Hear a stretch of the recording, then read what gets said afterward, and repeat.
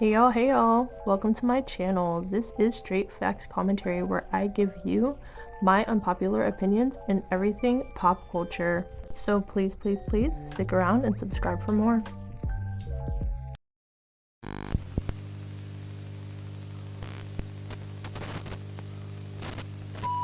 Hey y'all, I am back again with another video, and in today's video, you see the title, we are going to be reviewing Latto's new album, Sugar Honey Iced Tea. So, if you're interested in Latto, female rap, pop, conspiracy theories, trending topics, my unpopular opinions, whatever I feel like getting into for real, go on ahead and subscribe, and let's get into this video. Okay, so, just in case somebody is new here when clicking onto this video, I want to talk about how I do reviews.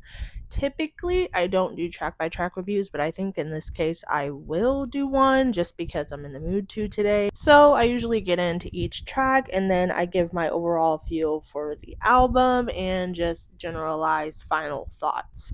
So, before I get into that though, I will say I was not anticipated for this album. Like, I wasn't like, oh my gosh, I'm so excited, I can't wait for her to drop it. What I will say though, out of the singles for this album, I did like Big Mama. A lot of people did not like that song, but I really like that song. That is my favorite song, my favorite single. And then she released Sunday Service, which was a single that I didn't really care for at all. So, I wasn't too excited for the album, but I was like, of course I'm gonna review it, but yeah, so that's just my initial thoughts. So anyway, let's go ahead and get into the review. So the first track I'm going to start at the very top is Georgia Peach. Now, this song felt very much like an intro type of track. It was cute. It had the whole Southern Atlanta homely vibe going on. It was cool, nothing too amazing, but it made sense to be the opening track. It felt like it was preparing me for the album, kind of getting me ready for the whole Atlanta vibe. And it had, like, I don't know, the beat felt very introductory, if that makes sense. The next song to follow that track is, I believe, Big Mama, but we're not going to get into Big Mama because I already did a review on that. We talked about that a while ago. So we're going to skip that over into Blixum. I will say I don't care for this one. I didn't like this one at all. What I will say is the beat is cool, but I didn't really care for it. It wasn't really catchy, and it really wasn't my vibe, like my type of song. You know, like mostly subject matter wise, like I don't really care for songs that are about GUNs or guys carrying and you know how that's impressive and makes me wet. Like, no, like it's just not my vibe. But personally, if I'm gonna listen to a song that's about that, like, you know, shooting at people and, you know, throwing up sets and da da da da and getting active or whatever, I love YNW Melly. Oh my god. Something about the way YNW Melly, he makes me want to go join a gang.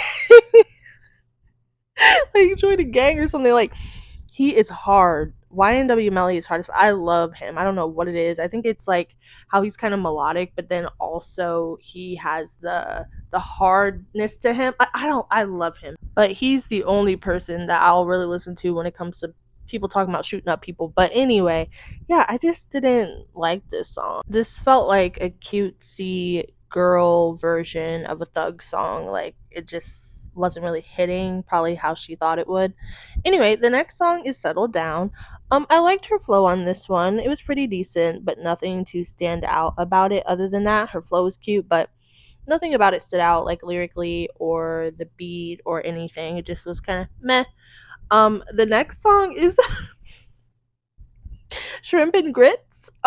It started off very crazy. She said, squirting on a nigga, he drinking my piss is crazy. That's a crazy way to start the track. I wasn't expecting that. Like, my eyes got wide as hell when I was sitting listening. I was like, what the fuck? But outside of that part, it's actually really good. I like this one. I like the country thick, like Shrimp and Grits. The chorus is cute, it's catchy, it's very Atlanta, it's very Southern traditional. I like Young Nutty. I don't know if I'm saying that. Nutty. Is it Young Nudie? I don't know. He didn't do bad. I think he fit into the song very well. But the only thing, it started to get a little bit repetitive towards the end, but other than that, it's pretty decent. The next track is There She Go. This song is her really popping her ish. She's bragging on herself. She's bragging on, you know, I'm that B, I'm that girl, I'm better than you, I'm badder than you, I'm better than everyone else. You know, it's one of those types of songs. braggadocious, and the lines aren't bad, but it's not anything that really stands out about it other than the braggadocious theme. There's nothing that makes me want to say, oh my gosh, I need to replay this right now. Like, that thing that draws you in and makes you want to replay it. It doesn't really have a whole lot of replay value to me personally, in my effing opinion. Okay. But you guys let me know. Maybe you love this one. The next song is Brokey. I'd say for this one, the beat is unique. But other than that, the song is boring to me. Her flow is boring. What she's saying is overall pretty forgettable. Like, there isn't really anything too special about the song, I'd say, other than the beat, like I said. So, anyway, moving on to the next song. The next song is called H&M, which stands for Hurt and Miserable. This song is very unique in comparison to the last few that we just heard. I like the composition of this song overall. It's just the beat is different. The track has a different feel to it. It's kind of like playful a little bit in a way, is the best way I can describe it, which I appreciate. The chorus is very catchy. And miserable. Da-na-na, da-na-na-na. I like her cadence and I like how she came onto that. I thought that was interesting, unique how it sounded. But other than that part and the beat, it's okay. Next track is Copper Cove. I like this one. I really, really like this one. I really love the beat. I really love the R&B vibe. I actually like when Latto is in her sing-songy R&B slash rap pocket. It's my favorite thing ever. The flow of this one in the very beginning of the track reminded me of Big Mama. It's super sensual and flirty, and her feature did a great job. I think it's Huncho is how you say it. I'm not sure if I said that wrong. Please let me know. He didn't do bad either. So overall, this is one of my favorites so far out of the ones that we've already talked about. Next song is Ear Candy.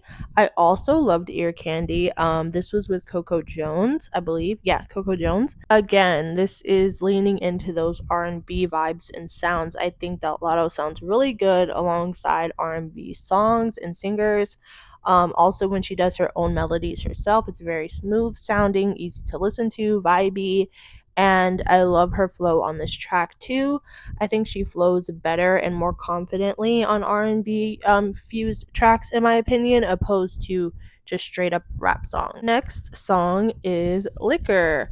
I didn't like this one. I didn't like this one. The flow was kind of all over the place. It wasn't catchy. Again, like there wasn't anything that would necessarily bring me back to this song. The subject matter is relatable. It's understandable. I mean, girl, cause same, you know what I'm saying? But other than that, I didn't really care for how it was delivered. I didn't really care for the beat. Her flow was kind of all over the place and boring too. Eh, yeah, I feel like this song would have been really good if it was executed better, but nah, not really my favorite. Next is Squeeze featuring Megan the Stallion. This one is really good. I love this one a lot. Her flow was very interesting. Her wordplay was nice. She had some catchy, quotable lines. Overall, I just feel like more energy and effort was put into this song for some reason in comparison to some other songs on this album. Like, I don't know, she was rapping a lot faster, and then yeah, I don't know, her cadence and her flow was different. It was more fun, it was unique sounding. This song made me feel good and made me feel like I want to like strut or like sing it into a brush in the mirror. It's one of those like naughty, cheeky type of records. Also, just in general, Megan the Stallion did good. Her verse is cute. Was it her typical kind of flow? Yeah, it wasn't like she didn't really change up her flow or do anything too interesting or innovative or anything like that, but it was a cute verse. There was quotable lines, like I said. Yeah, overall the song sounds good. I like the beat a lot. Yeah, I feel like this one could have a video. I think they would make a really cute video with, the two of them in this song. I definitely think they should push it as a single because Megan the Stallion is one of, a known artist. So, it would be in her best bet to push this one too. But you guys let me know. I like this one. The next track is Good to You featuring Ciara. Oh my gosh, Ciara did great. I love her vocals. She has a beautiful voice and she sounded really good on this beat. I love the beat and the flow on this record from both of them. I feel like again, Latto did really good on this song with her flow and her cadence and her energy. I don't know, maybe with like bigger features, she does better on them because it seems like, I don't know, she's trying harder to make the song sound better and it actually works. But, like, for example, some of the songs where it's just her, she doesn't sound nearly as good as the songs where she has features on them. Okay, moving on to the next song, which is Look What You Did. This song is like a love song. It's really sweet. It's cute. And this also happens to be another more melodic R&B influenced song. I love the beat and I love Mariah the Scientist's voice. She has a beautiful voice. And again, I feel like Latto just sounds better on these R&B leaning records. She does good with the features that are R&B influenced because I think she knows she has a pocket there. By having like Mariah and Coco Jones and etc. Next song is Prized Possession. Didn't really care for this one. I don't have much to say about this one because I just didn't really care for it. I also don't feel like Tizo Touchdown fit into this track as much. I mean, he was on here, but I feel like this song didn't necessarily need him. Like, she could have done the song and it wouldn't have made a difference of him being on it or not. He just didn't really fit. He doesn't really fit in this album, period. Like, he was kind of random feature to me. But anyway, and then SOS or SOS, what the fuck am I talking about? Um Shout Out to Me, which I believe is the last track, right? Yeah, yes. Didn't care for this one. I don't really have anything to say about it. I didn't really like it. That's really it on that. Okay, so that's all the tracks with the exception of the singles that I've already talked about before this album came out. Overall, there are a couple of cute songs on this album, but all in all, outside of, the songs that were my favorite, which were a lot of the R&B inspired ones or the ones with R&B features where Latto is rapping but she's also very melodic. A lot of songs on this album for me were pretty forgettable. What I will say is I appreciated the diversity in the subject matter on this album. This whole album wasn't just about shaking behind or effing or, there was more subjects talked about on this album. She spoke about her relationship issues and there was a love song and she talked about shitting on bitches. She talked about beef. She talked about a bunch of different things on this album. So there is multiple different things she could kind of get into with it. It wasn't just like, okay, I'm popping my pee and I'm throwing it back and I'm drinking all day long and, it's 7 p.m. Friday, it's 95 degrees. You know what I mean? It wasn't just that. So I do appreciate and respect that because we don't really have, a diversity in subject matter. For me, it wasn't about the subject matter. That was great. It was the issue wasn't captivating the project as an entirety. I feel like I've liked past work of Latto better. Like, I love her opening, her mixtape days. Those were my favorite eras of Latto. But I will confidently say too, I prefer 777. And that's not my favorite album of hers, but I liked 777 more than I liked this album. Um yeah, that's where I'm at. What I will say is my favorite songs or my takeaway songs that I could see myself like replaying the most are Good to You, Squeeze, Copper Cove, Shrimp and Grits, and Ear Candy.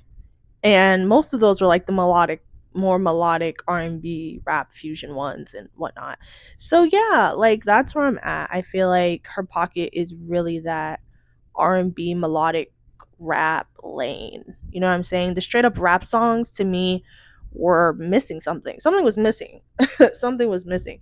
But anyway, you guys let me know. Maybe you agree, disagree. I don't know. So let me know. And I love you guys to death. And I will talk to you in the next one. Bye.